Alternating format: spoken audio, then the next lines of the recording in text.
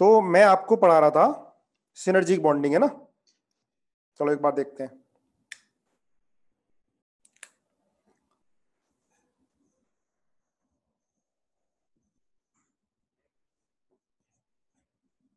Synergic bonding, है ना। देखो सिनर्जिक बॉन्डिंग में क्या होता है, बैक बॉन्डिंग, डोनेशन। जो हमारा लिगेंड है वो इलेक्ट्रॉन डोनेट भी करता है और वो इलेक्ट्रॉन एक्सेप्ट भी करता है फ्रॉम सेंट्रल एटम। दोनों काम एक साथ हो रहे होते हैं, डोनेशन और एक्सेप्टेंस। डोनेट भी करता है और एक्सेप्ट भी करता है अपने पाई स्टार मोलिकुलर ऑर्बिटल में, इसलिए उनको पाई एसिड लिगेंड भी बोलते हैं, पाई एक्सेप्टर लिगेंड भी बोलते हैं। याद आ गया होगा, है ना। तो सिनर्जिक बॉन्डिंग, जैसे मैंने एग्जांपल आपको FeCO5 का बताया था। FeCO5 आज भी पूरी क्लास में इस पे लगाने वाला हूं। FeCO5 तो इसमें क्या होता है, जैसे Fe और CO है, ठीक है। तो इसमें एक तो डोनेशन ये हो रहा है जिससे सिग्मा बॉन्ड बनता है, तो ये तो इसका क्या होता है, एम्प्टी एम्प्टी हाइब्रिड ऑर्बिटल होता है। ये तुमने बना लिया था पहले। और ये होता है फील्ड ऑर्बिटल, इसका फील्ड बॉन्डिंग मोलिकुलर ऑर्बिटल होता है, ठीक है। तो ये जो डोनेशन हो रहा होता है, हाँ, हाईएस्ट ऑक्यूपाइड, होमो बोलते हैं, बिल्कुल सही बात है, होमो, हाईएस्ट ऑक्यूपाइड ऑर्बिटल। ये डोनेशन, ये जो ओवरलैपिंग हो रही होती है पहले, ये सिग्मा कैरेक्टर, लेकिन इसका पाई स्टार बना लेना, पाई स्टार ऐसा बना दिया मैंने इसको, प्लस माइनस। और इसका D orbital, field D orbital, non axial, है ना। पहली बात नॉन एक्सियल, तभी बनेगा ना पाई कैरेक्टर आएगा। Non axial field D orbital. देखो यहां तो इस डोनेशन से तो इलेक्ट्रॉन, इस ओवरलैपिंग से तो इलेक्ट्रॉन दे रहा है ना, डोनेशन हो रहा है। लेकिन यहां से क्या होगा, एक्सेप्टेंस।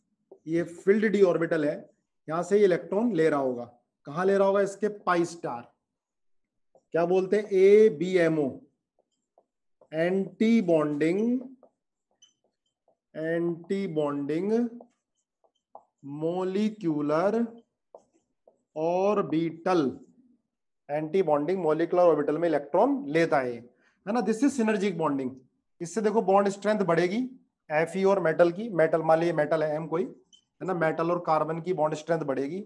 लेकिन क्या होता है, bond order of, bond order of CO क्या होता है बेटा, डिक्रीज होता है, क्योंकि इलेक्ट्रॉन कहां जाते हैं, एंटी बॉन्डिंग में चले जाते हैं।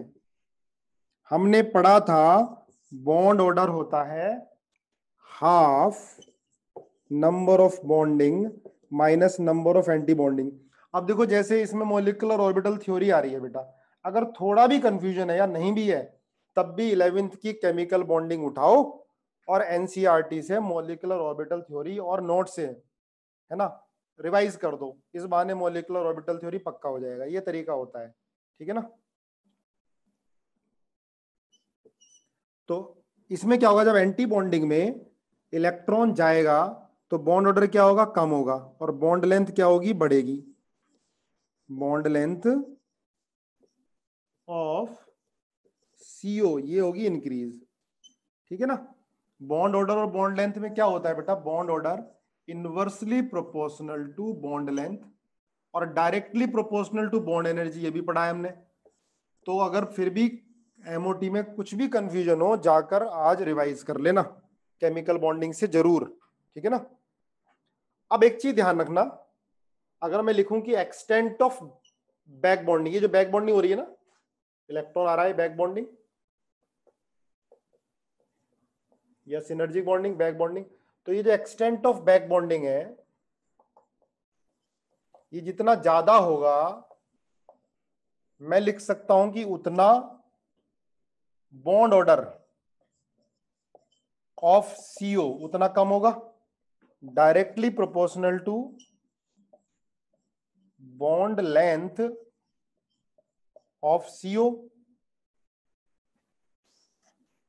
Directly proportional to bond order of metal carbon bond, inversely proportional to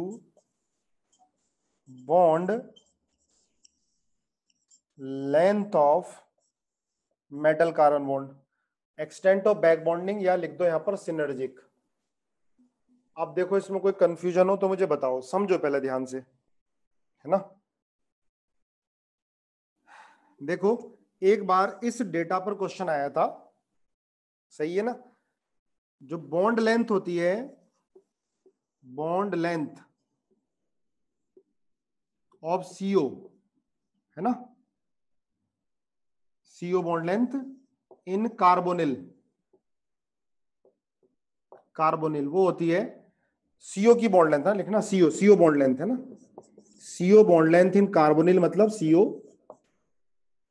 जब बॉन्ड नहीं बनाया है तो जो बॉन्ड लेंथ होती है 1.128 एंगस्ट्रॉन, 1.128 एंगस्ट्रॉन, 1.108। लेकिन bond length of CO in metal carbonyl FeCO5 वो हो जाती है 1.15।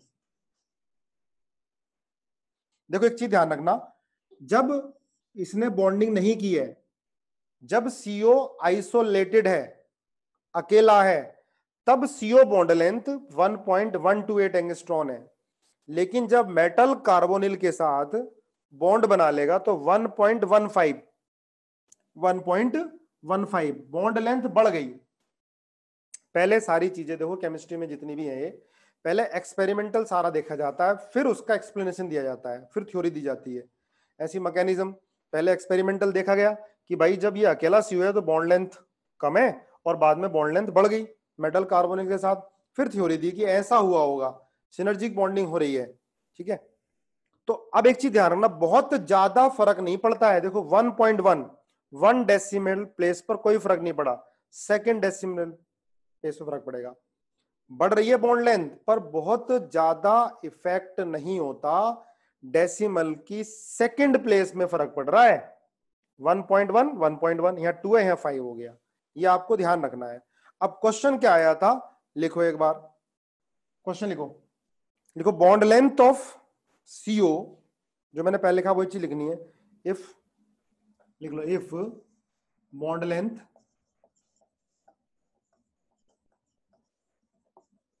ऑफ CO इज 1.128 एंगस्ट्रॉन, ये क्वेश्चन आया हुआ है एग्जाम में, IIT एडवांस में। If bond length of CO is 1.128 angstrom, then bond length of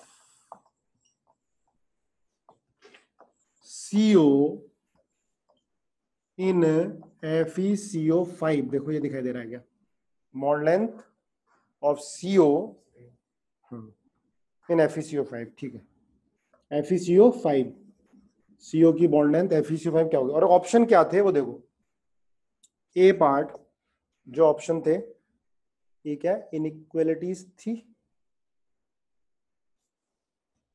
लिख लिया। Bond length of CO is 1.128 angstrom, then bond length of CO in FeCO5, है ना। पहला ऑप्शन था बेटा इसमें 1.128 एंगस्ट्रॉन, ठीक है, और दूसरा था 1.15, तो तुम एकदम बता ही दोगे, और तीसरा ऑप्शन था 1.72, लिखो, और चौथा ऑप्शन था 1.115, है ना। क्या आएगा, सेकंड बता ही दिया मैंने, सेकंड आएगा, क्या प्रॉब्लम है। 1.128 होगा नहीं, सेम तो रहेगी नहीं, 1.15 ज्यादा होगी तो 1.15 भी ज्यादा है, और 1.72 भी ज्यादा है। 1.155 तो कम है, तो पहले कम हो गया। अब सेकंड और थर्ड में कैसे देखा आपने,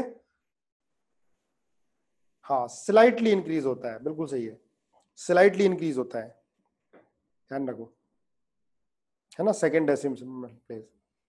चलो एक और लिखो, लिखो in which of the following complex, 3-4 question कर लेते हैं इसके। In which of the following complex, in which of the following complex CO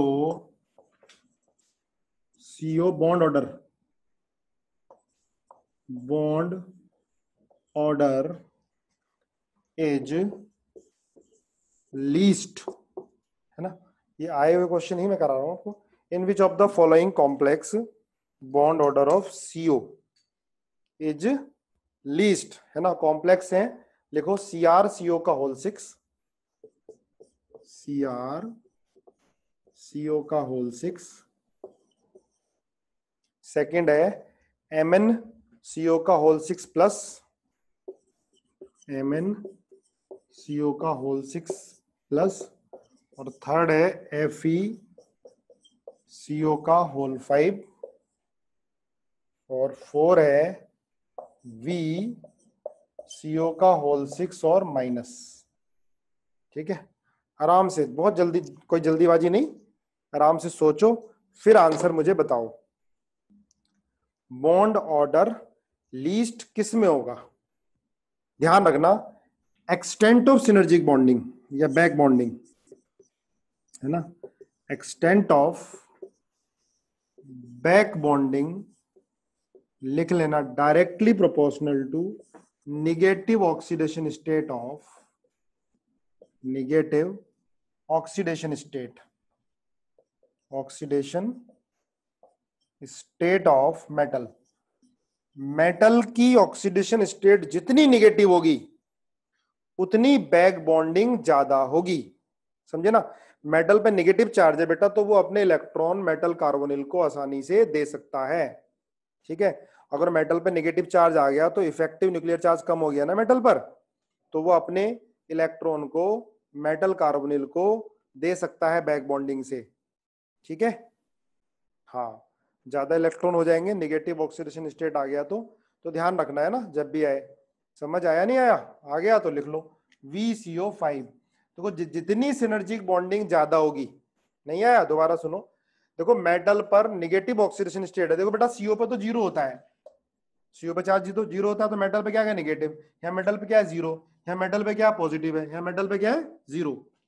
तो वेनेडियम में मेटल पर नेगेटिव चार्ज आ गया, क्लियर है, तो वो आसानी से इलेक्ट्रॉन सिनर्जिक बॉन्डिंग से या बैक बॉन्डिंग से CO को दे सकता है इजिली। और जितना ज्यादा इलेक्ट्रॉन को दे पाएगा, एंटी बॉन्डिंग में इलेक्ट्रॉन जाएगा CO के एंटी बॉन्डिंग में इलेक्ट्रॉन जाएगा तो बॉन्ड ऑर्डर क्या होगा, कम होगा और बॉन्ड लेंथ बढ़ेगी। मैंने क्या पूछा, किस केस में बॉन्ड ऑर्डर लीस्ट होगा? तो जिसके अंदर बैक बॉन्डिंग ज्यादा होगी, और बैक बॉन्डिंग ज्यादा किसके अंदर होगी, जिसमें निगेटिव ऑक्सीडेशन स्टेट होगा। बोलो क्लियर हुआ, यस और नो लिखो। हाँ क्लियर है सबको? Yes. Extent of back bonding directly proportional to negative oxidation state, clear है, मिल गए। लिखो in which of the following, question लिखो, in which of the following metal carbonyl, लिखो question, in which of the following metal carbonyl, in which of the following metal carbonyl bond order of CO is least, in which of the, यही same question है ना, question ही same है, bond order of CO is least, है ना, किस में bond order CO का लीस्ट होगा? पहला एग्जाम्पल लिखो, CR CO का होल 6, दिमाग लगाना है ना, CR CO का होल 6, CR CO का होल 6। दूसरा एग्जाम्पल लिखो, CrEn CO का होल 4, CrEn तो पता है, CO का होल 4, CrEn, EN होता है ethylene diamine, it is a bidentate ligand, ethylene diamine, है ना, बाइडेंटेड लिगेंड है। हाँ, मीत ने फॉर्मूला भी लिख दिया जल्दी से। थर्ड है Cr डाई En CO का whole thrice. Third Cr di En CO का होल थ्राइस। डाई En है ना, CO का होल थ्राइस। ये ट्राइडेंटेड होता है बेटा, डाई En। En बाइडेंटेड होता है, डाई En होता है ट्राइडेंटेड। ट्राइडेंटेड। फिर है 4 Cr ट्राई En और CO का होल ट्वाइस। तो आपको बताना है किस केस में CO का बॉन्ड ऑर्डर लीस्ट होगा। CO का बॉन्ड ऑर्डर लीस्ट होगा। सोच समझ के जवाब दो। इतनी जल्दी आंसर सबका सही आया, सबने डी बताया, बिल्कुल सही बताया। इतनी जल्दी कैसे कर लिया? देखो यहां पर En बाइडेंटेट है, डाई En ट्राइडेंटेट है और ट्राई En टेट्राडेंटेट है। बिल्कुल सही है, सबने डी बताया। इतनी जल्दी कैसे बता दिया? रीजन बताओ जब मुझे पहले इसका रीजन बताओ। देगा ज्यादा एम को, ज्यादा बैक बॉन्डिंग होगी। सही बात है। देखो यहां पर 6 लेने वाले हैं, 6 देने वाले हैं। यहां पर जो देने वाले हैं वो तो 6 हैं, पर लेने वाले 4 हैं। लिखते जाना मेरे साथ साथ। यहां पर जो देने वाले 6 हैं, पर लेने वाले कितने? 3 है ना। देने वाले 6 हैं, लेने वाले 3 है, तो ज्यादा लेंगे। यहां पर देने वाले 6 हो गए, ट्राई है ना टेट्राडेंटेट, पर लेने वाले 2 ही हैं सिर्फ, है ना। देने वाले ज्यादा है, लेने वाले सिर्फ 2 हैं, तो ज्यादा इलेक्ट्रॉन आएंगे ना, ज्यादा बैक बॉन्डिंग होगी। ज्यादा बैक बॉन्डिंग होगी तो बॉन्ड ऑर्डर उतना ही CO का कम होगा। क्लियर है सबको? ये क्लियर हो गया, फिर तुम्हारा क्वेश्चन गलत नहीं होने का बैक बॉन्डिंग का, ये कंफर्म है। यस, क्लियर सबको? चलो अगला क्वेश्चन। रिपीट, गौरव अरोरा कह रहा रिपीट। बेटा देख यहां पर CO जो है 2 ही लेने वाले हैं बैक बॉन्डिंग से, पर देने वाले तो 6 है ना। 6 कोऑर्डिनेशन नंबर है, ट्राई एंड टेट्राडेंटेट है, तो 6 तो दे रहे हैं मेटल को, ठीक है, और लेने वाले 2 ही हैं। यहां पर 6 ले रहे थे, 6 दे रहे थे, तो बट रहा था इसके अंदर। यहां पर क्या है, 2 के पास ही आएगी बैक बॉन्डिंग, तो क्या होगा, इसमें बैक बॉन्डिंग ज्यादा होगी, extend to back bonding. Clear है? एक और लिखो, इसमें बताना है आपको। देखो ये है question, FeCO CO CO FeCO FeCO CO CO CO CO CO। देखो बेटा ये है पोली न्यूक्लियर कॉम्प्लेक्स, पोली न्यूक्लियर कॉम्प्लेक्स है ना। इसमें 2 सेंट्रल एटम है, इट हैज 2 सेंट्रल एटम। लिख लेना। देखो मेटल मेटल के बीच में जो बॉन्ड होता है बेटा, ध्यान रखना, मेटल मेटल, ये dd ऑर्बिटल में बॉन्ड होगा, तो कौन सा बॉन्ड होता है याद रखो। बताओ, केमिकल बॉन्डिंग में बताया था, dd ऑर्बिटल में जो बॉन्ड होता है, पाई बॉन्ड थोड़ा हार्दिक, या डेल्टा। देखो विरमानी जी को याद है डेल्टा बॉन्ड, है ना, मेटल मेटल के बीच में। इनको पॉली न्यूक्लियर कॉम्प्लेक्स बोलते हैं, पॉली न्यूक्लियर कॉम्प्लेक्स। इसको पॉली न्यूक्लियर कॉम्प्लेक्स क्यों बोलोगे? इसके अंदर 2 सेंट्रल एटम है। अब देखो ये है बेटा CO का होल 6, इसे क्या बोलेंगे? मोनोन्यूक्लियर। मोनोन्यूक्लियर। एक चीज जो ध्यान रखना, एक टर्म आती है होमोलैप्टिक और एक टर्म आती है हेट्रोलैप्टिक। होमोलैप्टिक क्या होता है बेटा? जिसमें सेम टाइप के लिगेंड्स होंगे, सारे लिगेंड सेम होंगे। और हेट्रोलैप्टिक क्या होगा? डिफरेंट लिगेंड होंगे।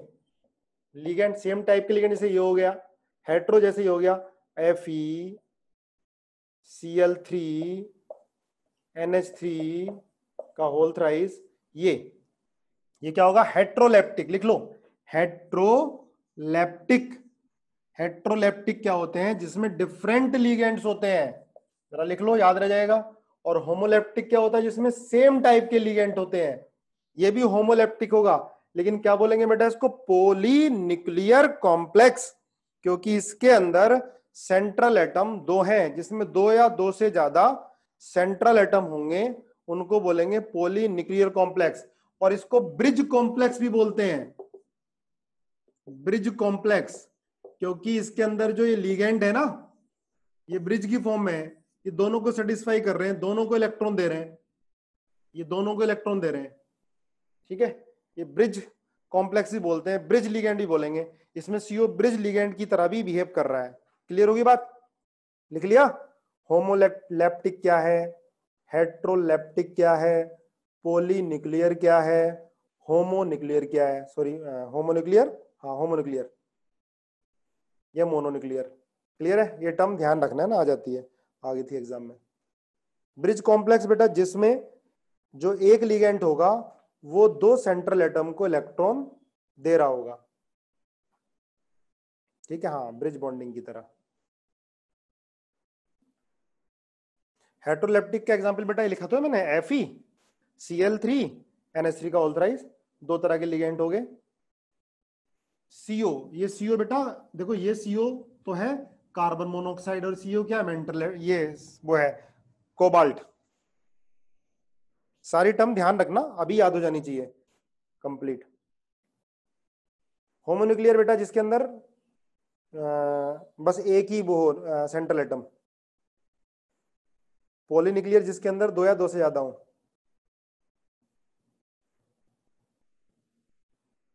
ठीक है, बड़े आगे। चलो इसमें ये बताओ मुझे, इसमें आपको बताना है बॉन्ड ऑर्डर किस सीओ का ज्यादा होगा, ब्रिज वाले का या टर्मिनल वाले का?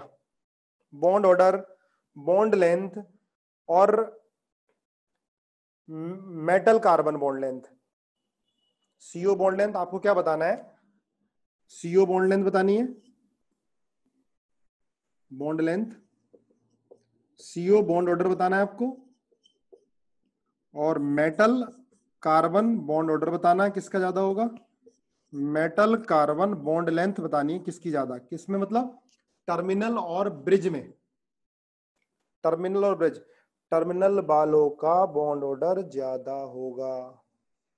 मनकीरत बोल रही है ब्रिज वालों का बॉन्ड लेंथ ज्यादा होगा। ठीक है, अब तुम्हें समझ में आ गया।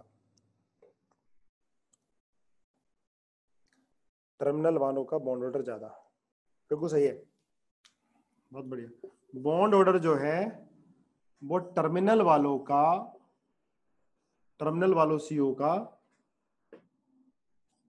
टर्मिनल सीओ का ज्यादा होगा। ठीक है, किससे? Bond order of bridge CO. ठीक है, टर्मिनल सीओ का बॉन्ड ऑर्डर ज्यादा ब्रिज सीओ से। समझ में आ रहा? देखो टर्मिनल ये है बेटा, टर्मिनल में देखो यहां पर इनमें दोनों तरफ से इलेक्ट्रॉन आ रहे होंगे, तो बॉन्ड ऑर्डर ब्रिज वालों का क्या हो जाएगा? कम हो जाएगा। यहां पर एक ही तरफ से आ रहा है, यहां दोनों तरफ से इलेक्ट्रॉन आ रहे होंगे इसमें, तो बॉन्ड ऑर्डर क्या होगा? कम होगा। तो बॉन्ड ऑर्डर ज्यादा किसका होगा? टर्मिनल वालों का ज्यादा होगा। बॉन्ड लेंथ का रिवर्स ऑर्डर हो गया, ठीक है ना। अब ये जो है मेटल कार्बन, ये मेटल सी, ये किसकी ज्यादा होगी? ब्रिज का, ब्रिज का, बिल्कुल सही है, उल्टा ही है। मेटल कार्बन ब्रिज वालों की, मेटल कार्बन टर्मिनल से ज्यादा होगा। ठीक है, बॉन्ड ऑर्डर, बॉन्ड ऑर्डर, ठीक है। हम सीओ की बात कर रहे थे। हो जाएगा भाई, नोट कर लो, फिर एक बार रिवाइज और अच्छे से कर लेना।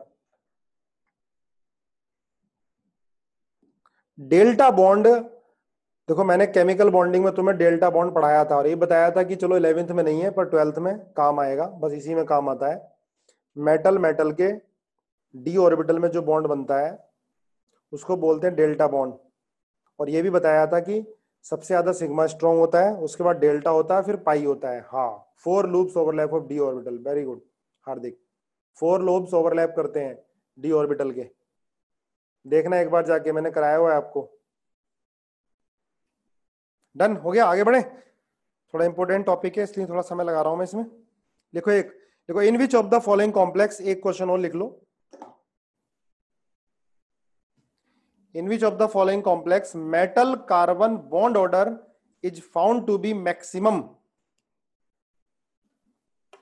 Metal carbon bond order is found to be maximum in which of the following complex metal carbon bond order is found to be maximum? In which of the following case metal carbon bond order is maximum, bond order is maximum? और एक term आती है बेटा stretching frequency, syllabus में नहीं है, कभी नाम आ जाए ओलंपियाड वगैरह में तो ध्यान रखना, वो इसका उल्टा होता है बॉन्ड ऑर्डर का।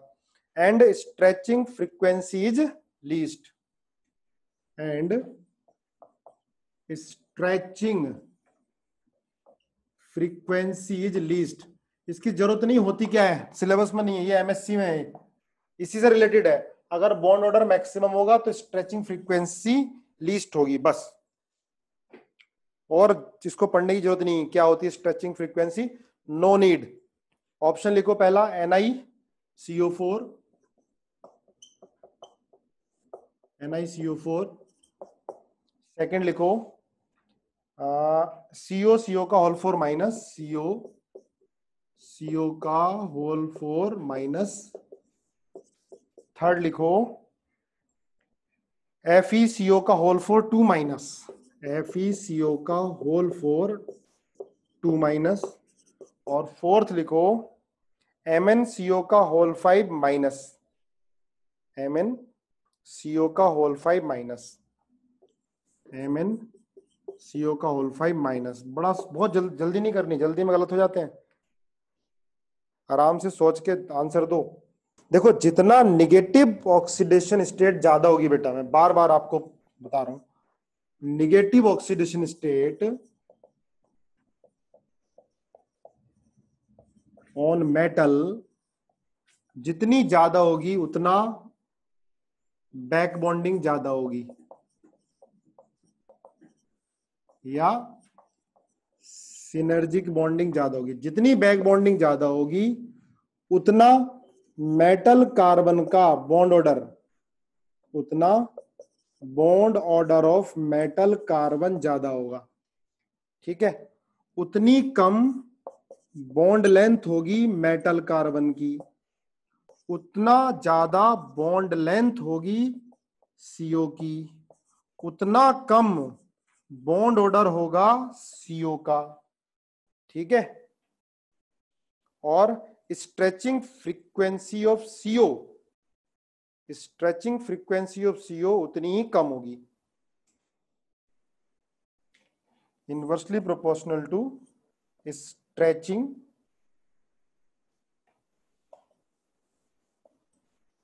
Frequency of CO। होती क्या है मतलब नहीं, इसी मतलब रखो, सिर्फ छोड़ो स्ट्रेचिंग फ्रीक्वेंसी क्या है मतलब नहीं है, नोट कर लो।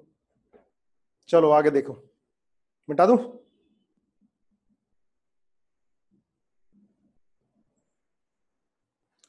हाँ देखो, मेटल कार्बोनिल का तो इसे ऐसे ही आएगा, उसका कार्बोनिल का, और मेटल और C का वो क्या आ जाएगा, डायरेक्टली आ जाएगा, है ना, नहीं इनवर्स आएगा। कुछ गड़बड़ लग रहा है? गड़बड़ क्या लग रहा है? Bond order maximum, stretching frequency is least. अरे स्ट्रेचिंग फ्रीक्वेंसी हटाओ यार, क्यों फालतू में, जब नहीं है सिलेबस में तो हम नहीं कर रहे हैं। कितना आया क्लियर? इसमें तो कोई गड़बड़ नहीं है, बोलो मिटा दूं? नाउ ओके, ठीक है। ऑलराइट सर, नेगेटिव चार्ज का समझ नहीं आया गगनदीप भारद्वाज। अरे मेरे भाई यार, नेगेटिव चार्ज जितना ज्यादा होगा उतना ज्यादा मेटल जो है लीगेंड को इलेक्ट्रॉन देगा। और लीगेंड के किस में इलेक्ट्रॉन आते हैं? एंटी बॉन्डिंग में। एंटी बॉन्डिंग में इलेक्ट्रॉन ज्यादा आएंगे तो लीगेंड वाले का बॉन्ड ऑर्डर कम होगा, बॉन्ड लेंथ बढ़ेगी, पर मेटल कार्बन का ज्यादा होगा। ठीक है, कॉम्प्लेक्स पे नेगेटिव चार्ज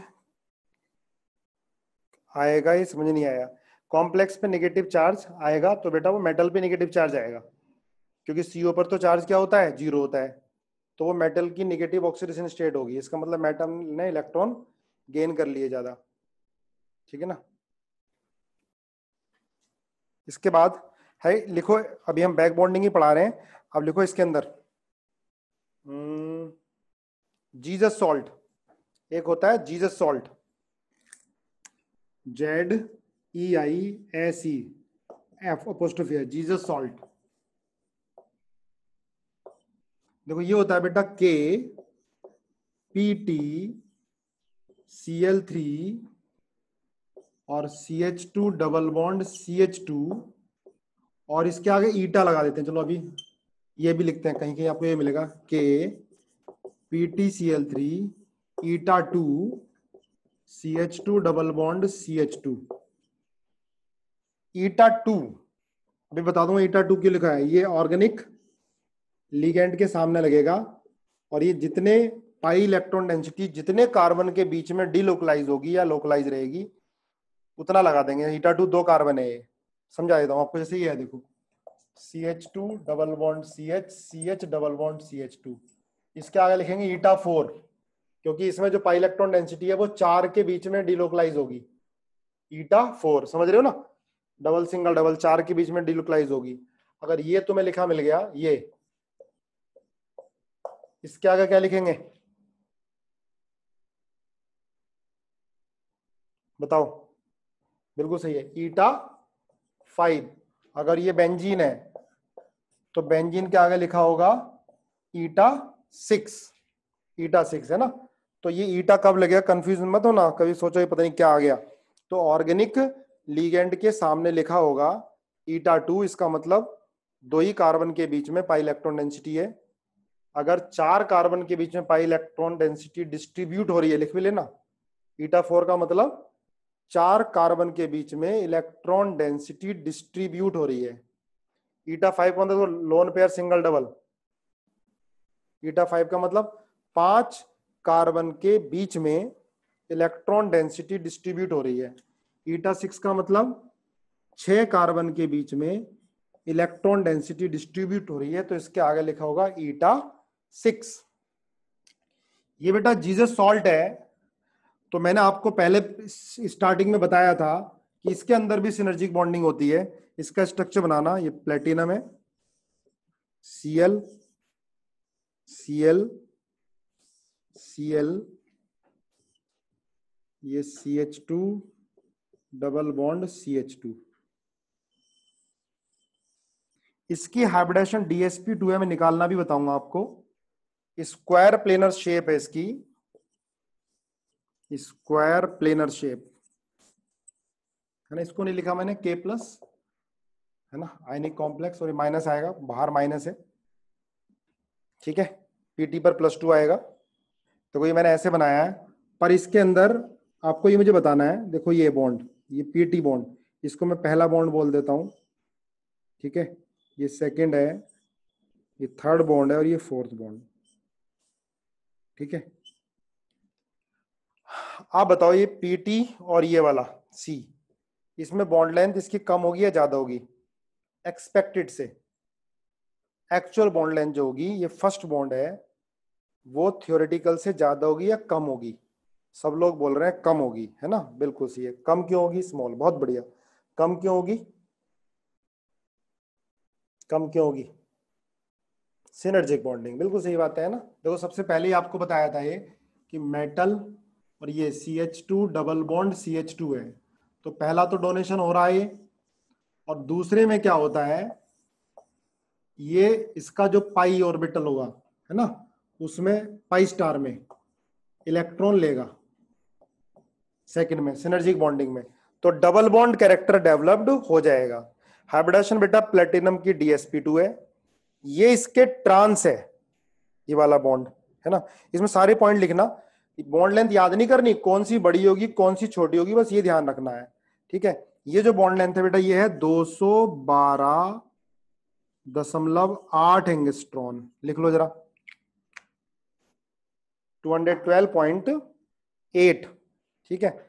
और ये दोनों बराबर होंगी, बिल्कुल ये दोनों बराबर होंगी PTCl, और होंगी कितनी ये भी लिख लो, ये होगा 230.4, ये होगी 230.4 एंगस्ट्रॉन, 230.4 एंगस्ट्रॉन, और ये ज्यादा होती है, ये होती है 234 एंगस्ट्रॉन, जो इसके ट्रांस है, इसको ट्रांस इफेक्ट बोलते हैं।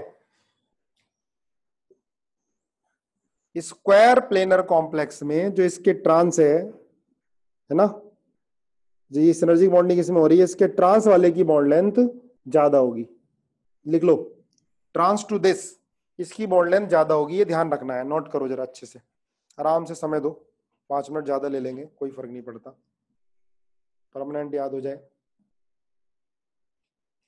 जो इसके ट्रांस वाले की बॉन्ड लेंथ ज्यादा होगी, नोट कर लो, रीजन नहीं पता मैंने, ट्रांस इफेक्ट होता है, ट्रांस इफेक्ट लिखा होता है कि due to trans effect in square planar complex, synergic bonding के जो सामने वाला ट्रांस वाला उसकी बॉन्ड लेंथ ज्यादा होती है ड्यू टू ट्रांस इफेक्ट, यही लिखा होता है सिर्फ, देख लो एक बार, नोट कर लो सारा। एक चीज और देखो, बड़ा मजेदार क्वेश्चन बन जाता है इस पर, कि जो इस मॉलिक्यूल में, इस कॉम्प्लेक्स में इथीन है, इथीन प्लेनर होगा या नॉन प्लेनर होगा? इथीन देखो, अभी तो अगर मान लीजिए अलग से लिखते हैं तो क्या होता है, प्लेनर होता है ना, ये एच एच। अच्छा आपको पता है इथीन का नूडल प्लेन कहाँ होता है? मॉलिक्यूलर प्लेन में, हमने क्वेश्चन भी किया हुआ है, नॉन प्लेनर, वेरी गुड, ठीक है। यहां तो प्लेनर है, पर यहां पर प्लेनरिटी लॉस कर देता है, यहां पर प्लेनरिटी क्या कर देता है, लॉस कर देता है। लिखो जीसस सॉल्ट में इथीन अपनी प्लेनरिटी को लॉस कर देगा, it will lose its planarity, planarity, planarity अपनी प्लेनरिटी को लूज कर देगा, बिकम नॉन प्लेनर। हजम हुई ये बात? क्या यूज करेगा? प्लेनरिटी को, बेटा बेटा प्लेनर है ना, ये प्लेनर शेप है, sp2 हाइब्रिडाइजेशन है, डबल बॉन्ड है, अब क्या करेगा, यहां से डबल बॉन्ड हटेगा, ठीक है। और पहले ये देखो सिग्मा था, पाई हट के सिग्मा बन गया, ये सिग्मा ही तो बना, ये पाई हट गया, सिग्मा बन गया, ये अपनी प्लेनरिटी को क्या करेगा, लूज कर देगा, it will lose its planarity. लिखा?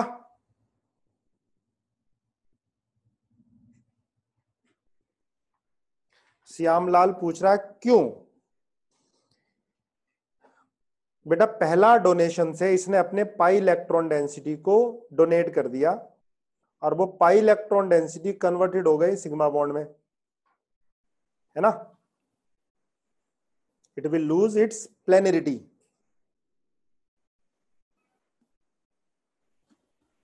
अच्छा ये बताओ मुझे, अब इस पूरे कंपाउंड के अंदर, पूरे कंपाउंड के अंदर कितने सिग्मा बॉन्ड कितने पाई बॉन्ड, है ना, क्वेश्चन आ सकता है ओलंपियाड में, किसी भी एग्जाम में, कितने सिग्मा बॉन्ड और कितने पाई बॉन्ड है, कितने सिग्मा कितने pi bond?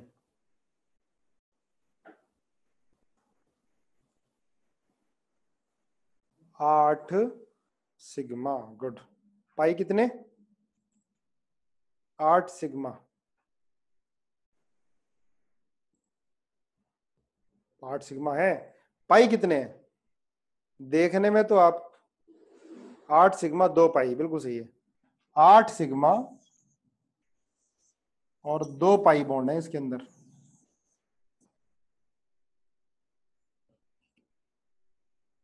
Number of pi bond 2, 8 sigma and 2 पाई। चलो सोचना इसके बारे में, 8 सिग्मा एंड 2 पाई, ठीक है, आज इतना ही।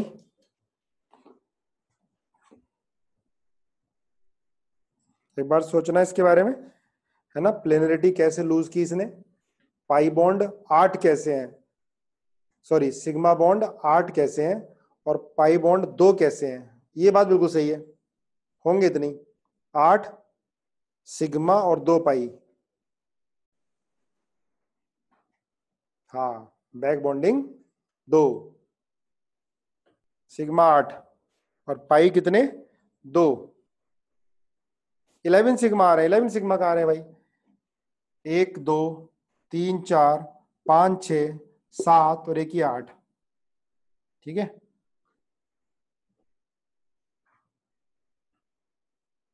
चलो देखना ये आंसर सही है। 8 सिग्मा और 2 पाई होंगे इसके अंदर। ठीक है, चलो आज इतना। टेस्ट की तैयारी करो अच्छे से।